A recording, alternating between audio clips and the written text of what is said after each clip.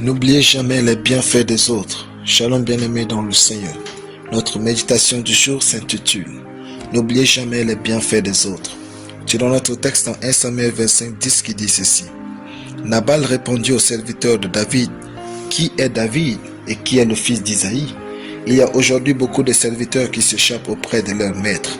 Alléluia. C'est foncièrement méchant d'oublier les bienfaits des autres à votre égard. C'est en réalité de l'ingratitude et les méchants sont des ingrats.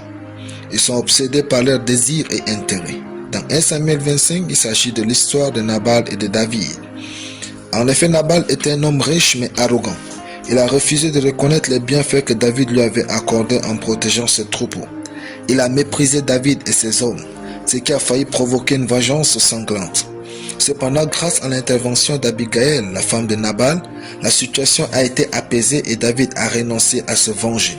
Au final, Dieu lui-même a jugé Nabal puisqu'il est mort peu de temps après d'une crise soudaine. Cela montre que l'injustice et l'arrogance provoquées par le fait d'oublier les bienfaits des autres envers vous ont des conséquences.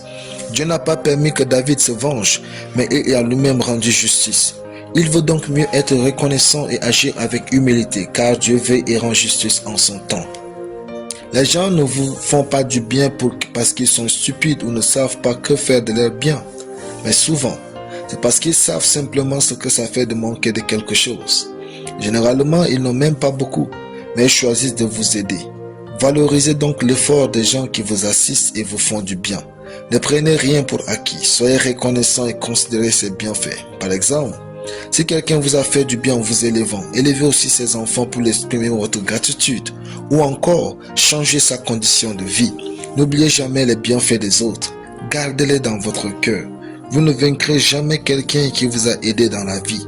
Même si cette personne se dresse contre vous, Dieu peut considérer le bien qu'il vous a fait. Même si quelqu'un vous combat, ne lui souhaitez pas le mal. Trouvez le bien qu'il vous a fait et dites à Dieu de lui pardonner à cause de ses bienfaits. Sauf si Dieu lui-même décide de rendre justice. Alléluia. Prions. Je déclare que je n'oublie jamais les bienfaits de Dieu et des hommes à mon égard au nom de Jésus. Amen. La lecture biblique en une année, Ésaïe 11 à Ésaïe 15. Soyez bénis. C'était le pain du ciel.